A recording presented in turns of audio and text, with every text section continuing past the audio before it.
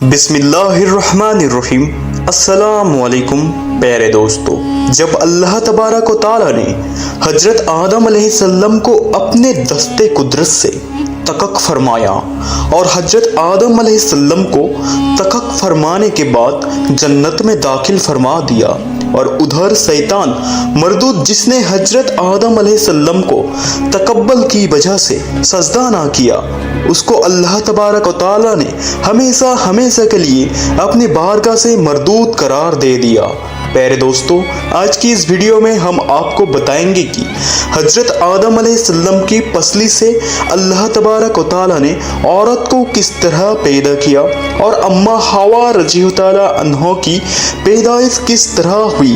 اور حضرت آدم علیہ السلام اور اماں حوا رضی اللہ تعالیٰ عنہ کی شادی کیسے ہوئی، اور اللہ تبارک و تعالیٰ نے حضرت آدم علیہ السلام کی شادی کا حق مہر کون سا رکھا، اور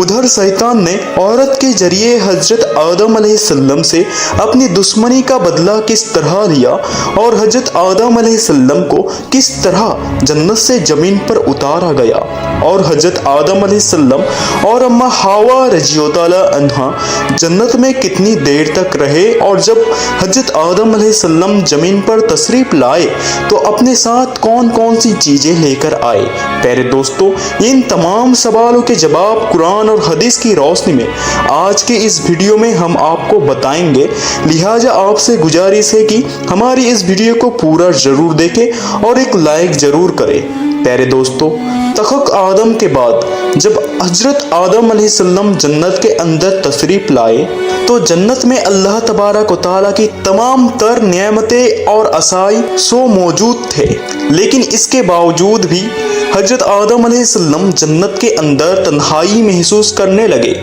اور اداس رہنے لگے، تو اللہ تبارک و تعالیٰ نے حضرت آدم علیہ السلام کی اداسی اور تنہائی کو دور کرنے کے لیے حضرت اماں حوا رضی اللہ تعالیٰ عنہ کو پیدا کیا۔ حضرت ابن عباس رضی اللہ تعالیٰ عنہ سے روایت کرتے ہیں کہ حضرت آدم علیہ السلام ایک دن جنت میں سو رہے تھے کہ اللہ تبارک و تعالیٰ نے ان کی چھوٹی پسلی سے حضرت حوا رضی اللہ تعالیٰ عنہ کو پیدا فرمایا۔ جب حضرت آدم علیہ السلام نیند سے بیدار ہوئے تو حضرت آدم علیہ السلام نے اپنی پاس سے ایک عورت کو پایا جو کہ ان سے ملتی جلتی مخلوق تھی۔ دوستو، روایتوں میں آتا ہے کہ جب آدم علیہ السلام نے اپنی جیسی خوبصورت مخلوق کو اپنے پاس لیٹا ہوا دیکھا تو ان کی طرف اپنا ہاتھ مبارک بڑھانے کا ارادہ کیا، تو اس وقت فرشتوں نے عرض کیا کہ ٹھہر جائیے، پہلے آپ ان کا حق مہر ادا کریں۔ تو حضرت آدم علیہ السلام نے فرشتوں سے پوچھا کہ ان کا حق مہر کیا ہے، تو فرشتوں نے عرض کیا کہ ان کا حق مہر یہ ہے کہ آپ ہمارے آقا حضرت محمد مصطفیٰ صلی اللہ تعالیٰ علیہ وسلم پر 10 مرتبہ درود پاک پڑھے۔ چنانچہ حضرت آدم علیہ السلام جب جنت میں داخل ہوئے تو اپنے پہلے ہی جنت کے مختلف مقام پر جگہ جگہ پر حضرت محمد مصطفیٰ صلی اللہ تعالیٰ علیہ وسلم کا اسم گرامی لکھا ہوا دیکھا،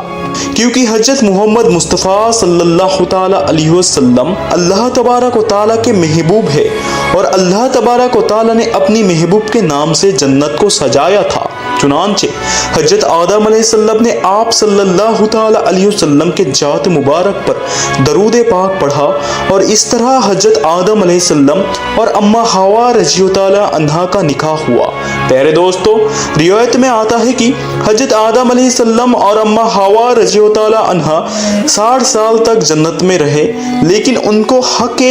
ججیلیت نہ تھا اور نہ ہی بچے پیدا کرنے کا حکم تھا۔ چنانچہ اس طرح حضرت آدم علیہ السلام اماں حوا کی تخق کے بعد بڑے آرام سے اور سکون سے جنت میں رہنے لگے۔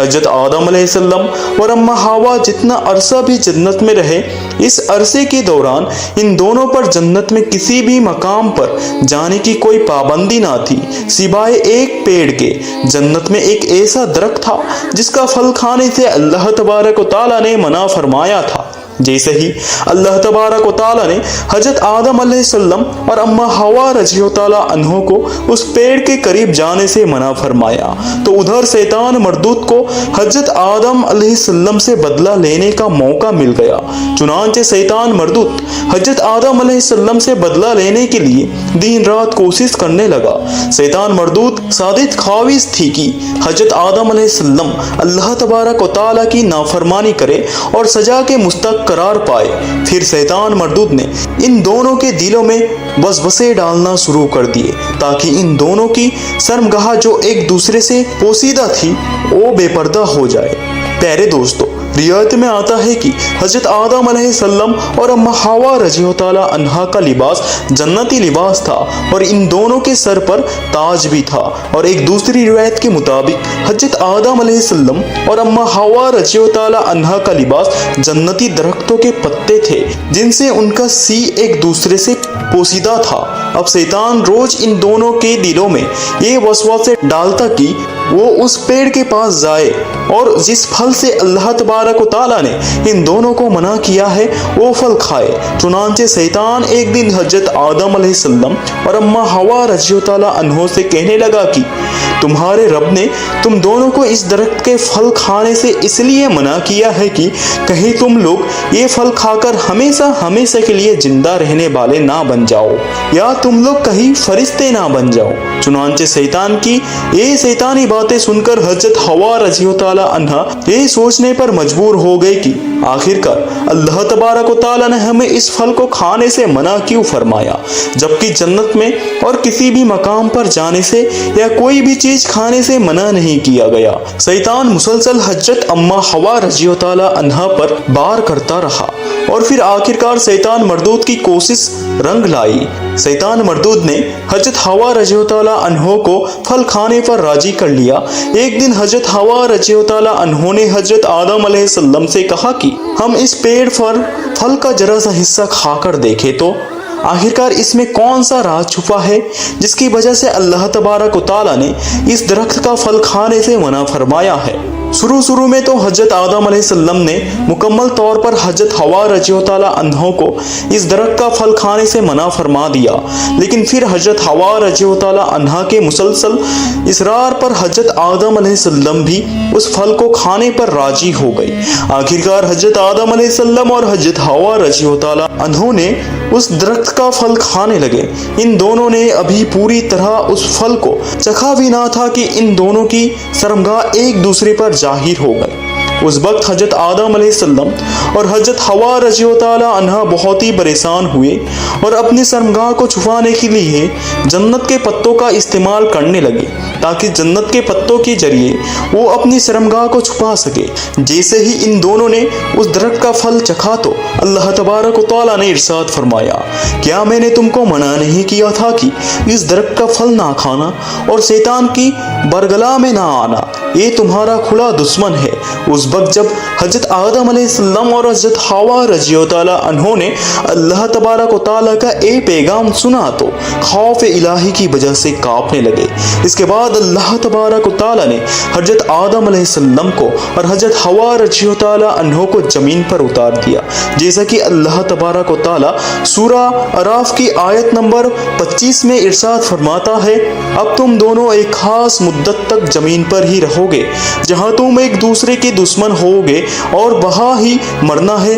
और उसी में से फिर पैदा होना है। प्यारे दोस्तों, रिवायत में आता है कि हजरत आदम अलैहिस्सलाम को हिंद में उतारा गया जबकि हजरत हवा रज़ियल्लाहु ताला अन्हो को जद्दा में उतारा गया। जैसे ही ये दोनों जमीन पर तशरीफ लाए तो एक दूसरे को ढूंढने लगे लेकिन एक दूसरे को तलाश ना कर पाए। रिवायत में आता है कि जब हजरत आदम अलैहिस्सलाम जन्नत से जमीन पर तशरीफ लाए तो आपके पास हजरत अज़बत और जन्नत के पत्ते भी थे जिनको उन्होंने जमीन पर फैला दिया। हजरत इब्ने अब्बास रज़ियल्लाहु ताला अन्हो से मरवी है कि हजरत जिब्राईल अलैहिस्सलाम हजरत आदम अलैहिस्सलाम के पास तशरीफ लाए और गेहूं के साथ दाने अपने साथ लेकर आए। हजरत जिब्राइल अलैहिस्सलाम ने उन गेहूं के दाने को हजरत आदम अलैहिस्सलाम को दिया तो हजरत आदम अलैहिस्सलाम पूछने लगे कि ये क्या है। तो हजरत जिब्राइल अलैहिस्सलाम ने अर्ज किया कि ये उस दरख्त का फल है जिससे आपको रोका गया था,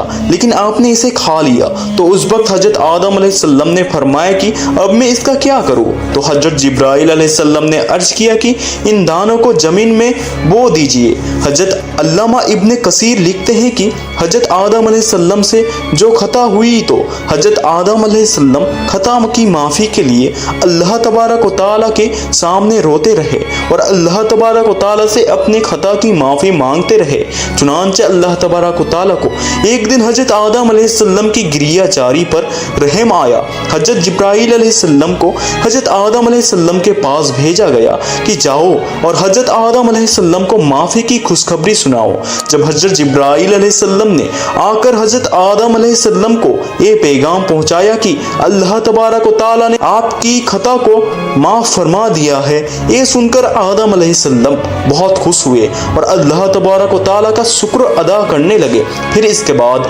हजरत जिब्राइल अलैहिस्सलाम हजरत आदम अलैहिस्सलाम को लेकर मक्का मुकर्रमा में आए, जहां पर हजरत आदम अलैहिस्सलाम ने काबा शरीफ की बुनियाद रखी और हजर अस्वद को काबा की दीवार में लगा दिया। फिर इसके बाद हजरत आदम अलैहिस्सलाम ने काबा की इर्द गिर्द तवाफ फरमाया। आप जब तवाफ से फारिग हुए तो हजरत जिब्राइल अलैहिस्सलाम आप अलैहिस्सलाम को जबले अरफात की तरफ लेकर चले गए। वहां पर आपकी मुलाकात हवा रज़ियल्लाहु ताला अन्हो से हुई, लेकिन तवील अरसे की जुदाई की वजह से और जिस्मानी बदलाव की वजह से आप एक दूसरे को पहचान ना पाए। फिर हजरत जिब्राइल अलैहिस्सलाम ने उन दोनों को एक दूसरे के बारे में बताया। उस वक्त आप दोनों बहुत खुश हुए। दोस्तों, यही वो वक्त था जब पहली मर्तबा दुनिया की सबसे पहली औरत को हेज आया। फिर इसके बाद अल्लाह तबारक व तआला के हुक्म से हजरत हवा रज़ियल्लाहु ताला अन्हा और हजरत आदम अलैहिस्सलाम की कसीर औलाद हुई। प्यारे दोस्तों, इस तरह शैतान मरदूद